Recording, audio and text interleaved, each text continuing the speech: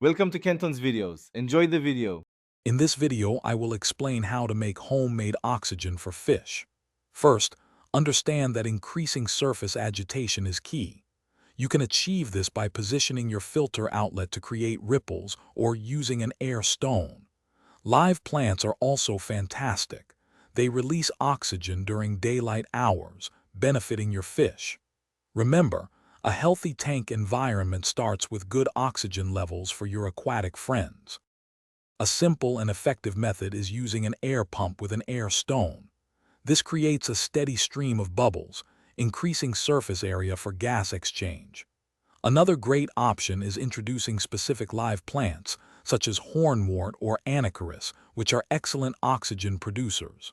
Also, avoid overstocking your tank.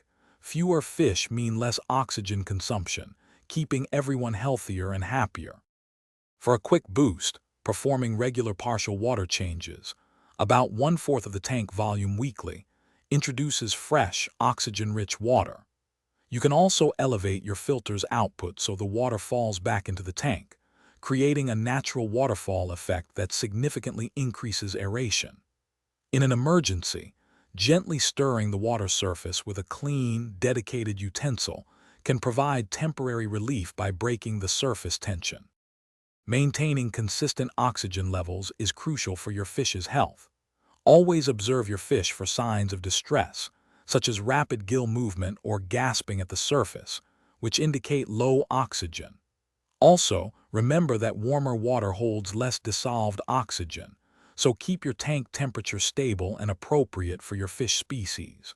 For more helpful tips and great deals, including those fantastic leak-proof meal prep containers, check out the links in the description below.